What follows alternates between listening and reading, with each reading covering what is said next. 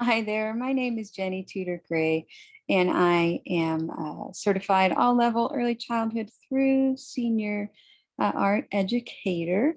Today I'm going to be guiding you through a short introduction to the wonderful world of Zentangles. So I'm going to go ahead and share my screen and show this slideshow here. So Zentangles have become really popular because they're accessible. You don't have to spend a whole lot of money on supplies. All you really need is a surface, usually a piece of paper, and something to write with. So it's easy to learn. It can be very relaxing. It's a wonderful tool to help manage stress, a way to incorporate mindfulness into your life. And what it is you use the design principles, repetition, and pattern.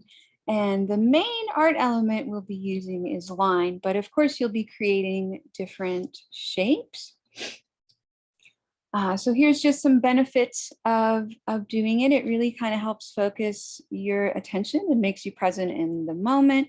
You can do them anywhere, and if you have a drawing tablet or an iPad, excuse me, you can also do them on there.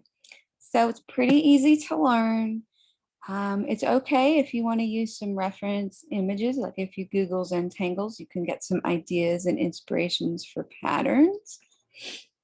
So traditionally, the people who created it had these little things called tiles. So those are those little square things. So you notice they started off real simple, just putting 4 dots in the corner. Then they connected them, and then they drew some lines, which they call strings. So within each section, you'll be dividing it up, and then within each section, it will have its own pattern within it. So it can take a little patience at first to get started. Here are some examples, right? So like a first stage is drawing a square, drawing some simple lines, those strings, adding some more, and then slowly using repetition and pattern, those design elements, to create a really cool, organic, sometimes geometric work of art. So there you go. So you would draw the border around your Zentangle.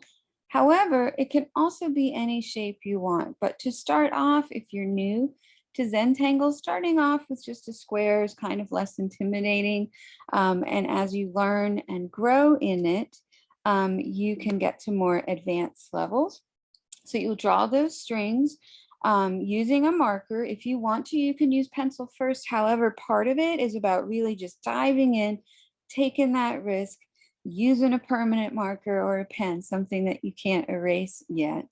And you kind of have to go with the flow. So there aren't really any mistakes made. And then again, you'll fill that section with different patterns.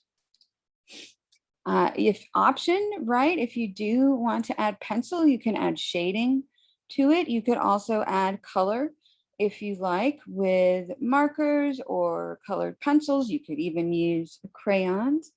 And here are supplies. So some of these, are optional.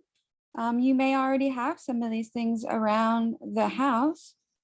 And here is the final thing with the different supplies. So white paper, black pens, pencil, optional, having an eraser. If you have any colored pencils around or markers, watercolor pencils, depending on the paper you use. And of course, you can do it on colored paper. So that is an introduction to Zentangles. I hope that you have fun creating your designs, and I look forward to seeing them. Thanks for visiting.